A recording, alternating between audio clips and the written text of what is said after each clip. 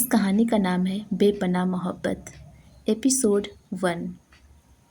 अगर तुम आज रात नहीं आए तो हम फिर कभी नहीं मिलेंगे। मोबाइल स्क्रीन पर यही आखिरी मैसेज चमक रहा था। कबीर कई मिनट तक उस मैसेज को देखता रहा। भेजने वाली का नाम था रिया। 3 साल पहले दोनों एक दूसरे से बेइंतहा प्यार करते थे, लेकिन एक गलतफहमी ने उनके रिश्ते को खत्म कर दिया था। उसके बाद न कभी बात हुई न मुलाकात। आज अचानक रिया ने आधी रात को मिलने के लिए बुलाया था। रात के ठीक 12 बजे कबीर शहर के पुराने झील किनारे पहुंचा। रिया वहां पहले से खड़ी थी। दोनों की नजरें मिली, लेकिन कोई कुछ नहीं बोला। कुछ पल बाद रिया ने कांपती आवाज में कहा, कबीर, आज जो तुम्हें मैं बताने वाली हूँ उसके बाद शायद तुम मुझसे नफरत करोगे, लेकिन यही सच है। कबीर कुछ पूछ पाता उससे पहले ही पीछे से एक कार तेज रफ्तार से आई।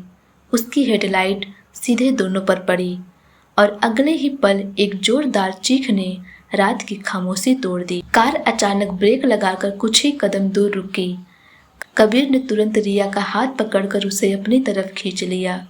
दोनों की सांस तेज चल रही थी। कार की दरवाजा खुला। काले कपड़े में एक आदमी बाहर निकला। उसके चेहरे पर मास्क था।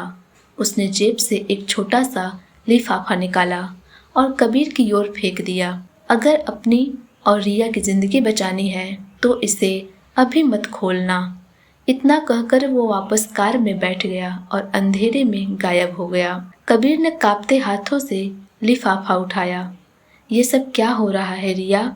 उसने गुस्से और डर के बीच पूछा। रिया की आंखों से आंसू बहने लगे। मैंने तुमसे झूठ बोला था कबीर। 3 साल पहले मैं तुम्हें छोड़कर अपनी मर्जी से नहीं गई थी, बल्कि मुझे मजबूर किया गया था। कबीर कुछ समझ पाता उससे पहले ही रिया का मोबाइल बज उठा। स्क्रीन पर सिर्फ एक शब्द लिखा था, बॉस।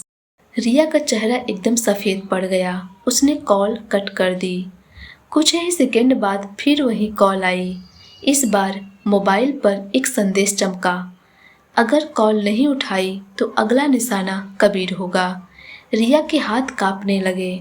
उसने धीरे से कबीर की तरफ देखा और पहली बार उसे एहसास हुआ कि 3 साल पहले जो कहानी खत्म हुई थी, असल में वह आज शुरू हुई थी। रिया ने कांपते हाथों से फोन उठाया। हेलो। दूसरी तरफ से एक ठंडी भरी आवाज आई, 10 मिनट के अंदर पुराने गोदाम पहुंचो, अकेली। अगर कबीर साथ आया तो उसका अंजाम तुम्हें पता है। कॉल कट गई। कुछ पल तक दोनों के बीच खामोशी छाई रही। मैं तुम्हें अकेले नहीं जाने दूंगा, कबीर ने दृढ़ आवाज में कहा। रिया ने सिर हिलाया। तुम नहीं जानते वे लोग कितने खतरनाक हैं। कबीर ने जेब से वह लिफाफा निकाला जो रहस्यमयी आदमी छोड़ गया था। इस बार उसने उसे खोल दिया। अंदर एक पुरानी तस्वीर थी। तस्वीर में कबीर, रिया और एक तीसरा लड़का था जिसका चेहरा लाल स्याही से काट दिया गया था। तस्वीर के पीछे एक पंक्ति लिखी थी, जिसे तुम मरा हुआ समझते हो वही खेल चला रहा है। कबीर के हाथ से तस्वीर लगभग गिर गई थी। ये कैसे हो सकता है? उसने बुदबुदाते हुए कहा। रिया ने तस्वीर देखी तो उसकी आंखें फैल गई। नहीं, यह नाम फिर से नहीं लौट सकता। उस समय गोदाम की दिशा में अचानक एक तेज धमाके की आवाज गूंजी। दोनों ने एक दूसरे की तरफ देखा।